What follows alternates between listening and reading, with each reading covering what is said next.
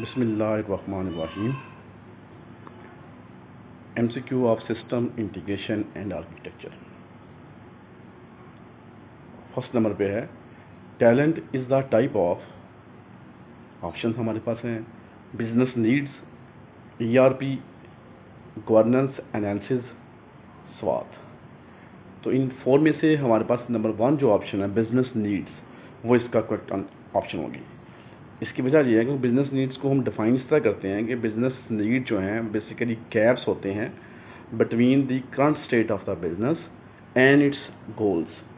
तो basically talent जो है वो बेसिकली एक गैप ही है जो करंट स्टेट ऑफ बिजनेस और इसके गोल्स के दरमियान में होता है। तो इसलिए हमारी करेक्ट ऑप्शन बिजनेस नीड्स आएगी। नंबर 2 पे है dot net platform is the most widely used platform for creating ERP enterprise resource planning को क्रिएट करने के लिए जो डॉट नेट प्लेटफॉर्म है वो सबसे ज़्यादा जो है वो यूज़ होता है। बिल्कुल सही है, ये ERP आएगा हमारा। नंबर 3 पे है dividing an application into layers has many benefits in ERP। The biggest benefit is the need separation of the presentation part, the business logic part, and the data part as layers. So we can handle these parts independently of each other. Basically जो आपकी जो है layers हैं, 3 layers हैं हमारे पास जो हैं, उनका मकसद ही यही है कि वो इंडिपेंडेंटली काम कर सकें। एक प्रेजेंटेशन लेयर है, एक बिजनेस लॉजिक पार्ट है, एक डेटा पार्ट लेयर्स है। 3 किस्म की लेयर्स होती हैं। ये तीनों जो इंडिपेंडेंटली जो है वो वर्क्स करेंगी। We can handle these parts independently of each other. ठीक है जी, फर्स्ट ऑप्शन आएगा। इसके बाद है an ERP is simple a logical representation of the business which is centrally connected, helps in doing the necessary transactions and real time reporting। Basically real time reporting के लिए हम ERP जो है उसको हम यूज़ कर सकते हैं। तो SWOT जो है इस strategy analysis stand for strength, weaknesses, opportunities and threats. Second option आएगी, T stand for threats. Organisation culture जो है इज़ द टाइप ऑफ है बिजनेस नीड्स की ये टाइप है। बिकॉज क्योंकि कोई भी ऑर्गेनाइजेशन जो है उसका जो कल्चर होता है वो बहुत ही वेरी इंपॉर्टेंट होता है। किस लिहाज से, अगर जो स्टाफ का आपस में जो एक ताल्लुक जो है, रिलेशन जो है अच्छा होगा, कोऑपरेटिव होंगे, तो जो आपका बिजनेस है वो ग्रो करेगा। तो इसका मतलब है कि ऑर्गेनाइजेशन कल्चर जो है वो भी इस द टाइप है बिजनेस नीड्स की। SAP जो है स्टैंड फॉर, S का मतलब सिस्टम है, A का मतलब एप्लीकेशन है और P का मतलब प्रोडक्ट है। System, application and product, B जो जाएगा। थ्रेड्स इन स्ट्रेटजी एनालिसिस में और कंपटीशन एंड न्यू टेक्नोलॉजीज, ये 2 चीज़ें थ्रेड्स में आती हैं।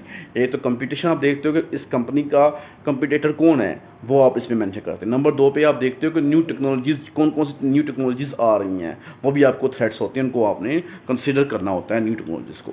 अगर आप कंसिडर नहीं करते तो इसका मतलब है आपकी जो कंपनी है वो लॉस में जा सकती है। Every ERP software should include a database system which can handle the large amount of data entered in ERP software. Relational databases like Oracle and SQL Server are recommended for handling the data in ERP software. In this model, the client computer makes the request and server computer accepts this request, processes the request and initiates a response. Under this model, the client hosts certain parts of the software while server hosts certain parts of the hardware। यानी इसमें software भी आएंगे। Client जो होता है वो जो करता है, होस्ट करता है certain parts of the software को, जबकि सर्वर जो है वो होस्ट करता है certain parts of the hardware को। तो ये आपका फर्स्ट ऑप्शन जो है इसमें आएगी। S जो है इन SWOT एनालिसिस में स्टैंड फॉर स्ट्रेंथ। W जो है SWOT एनालिसिस में स्टैंड फॉर वीकनेसेस। स्ट्रेंथ जो होती हैं इन SWOT एनालिसिस में इंक्लूड करती हैं टेंजिबल और इनटेंजिबल एसेट्स को। टेंजिबल का मतलब है कि ऐसे एसेट जिनको हम टच कर सकते हैं, और इनटेंजिबल का मतलब है ऐसे एसेट जिनको हम टच नहीं कर सकते। जिस तरह ट्रेड है, ट्रेडमार्क है, और इस तरह जो है रेपुटेशन जो है, शोहरत जो है कंपनी की, वो सब चीज़ें इंटेंजिबल एसेट में आएंगी। अपॉर्चुनिटीज़ और थ्रेट्स जो होते हैं इन स्वाट एनालिसिस में मैप आउट करते हैं एक्सटर्नल लैंडस्केप को, यानी एक्सटर्नल चीज़ें जो हैं, एक्सटर्नल को हम अपॉर्चुनिटीज़ और थ्रेट जो है वो एक्सटर्नल होते हैं, जबकि स्ट्रेंथ एंड वीकनेसेस जो है स्वाट एनालिसिस में map out its internal landscape को करते हैं। गवर्नेंस एनालिसिस जो है is often concern with the relative importance of state, market and civil society institutions in steering policy and decision making processes. Governance analysis जो है include करते हैं 3 types of institutions को। गवर्नेंस एनालिसिस जो है वो कंटेन करते हैं 6 स्टेप्स को to perform analysis. Enterprise engineering जो है वो is defined as a body of knowledge, principles and practices to design all or part of an enterprise. Engineering जो है defined as the product developed by applying principles and methods. First वाला option आएगा। An enterprise is a complex socio-technical system that comprises interdependent resources of people, information, and technology.